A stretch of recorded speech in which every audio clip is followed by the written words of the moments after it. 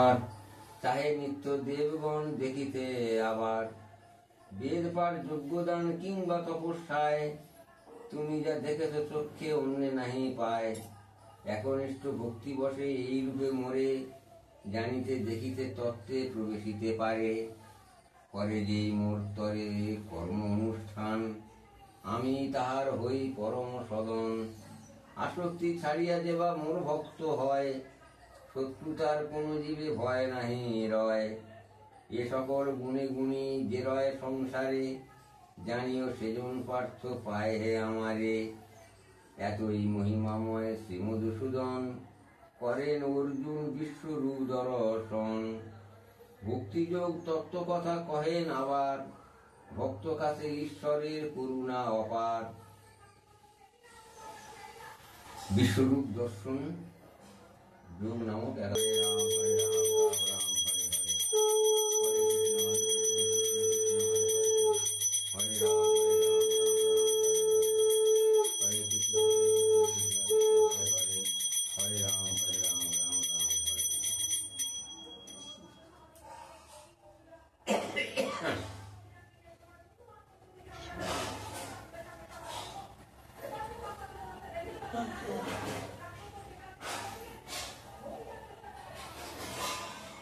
ওম নমো ভগবতে বাসুদেবায়।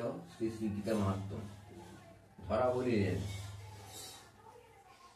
ভগবান পরমেশ কহিলে তোমায়, অব্যবিচারিণী ভক্তি কিরূপ বা হয়। পারদের ভোগাসক্ত যে আছে ধরায়, সে ভোগ তাহার প্রভু কিরূপ বা হয়।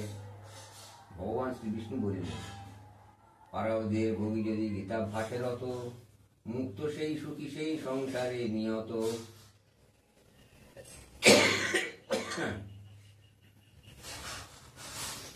এ জন্মের কৃতকর্ম স্পর্শে না তাহায়, তার মতো সুখী মুক্ত নাইক ধরায়। এক মনে যদি কেহ গীতা ধ্যান করে, অতি পাপ মহাপাপ স্পর্শে না তাহারে।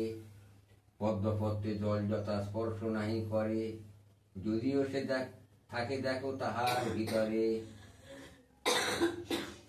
তেমনি পারব্ধ কর্ম গীতাভ্যাসী জনে, স্পর্শে না কখনো বস্ত্র রেখো ইহা মনে। গীতার পুস্তক পাঠ সদা যেতা হয়, প্রয়াগ আদি সর্বতীর্থ মিলিত তথায়। যোগী ঋষি সর্বদেব পণ্যগাদি আর, গোপাল গোপিকা সহ তাহার মাধার। ঊর্ধ্ব পার্ষদ সহ নারদাদিগণ, গীতা পাঠ ক্ষেত্রে শীঘ্র উপস্থিত হন।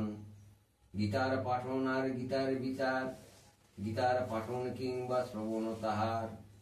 যে স্থানে সব কার্য অনুষ্ঠিত হয়, নিশ্চয় জানিতে আমি গো তথায়।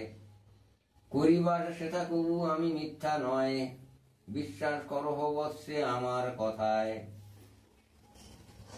গীতাশ্রয়ে থাকি আমি সে মোর ভবন, গীতা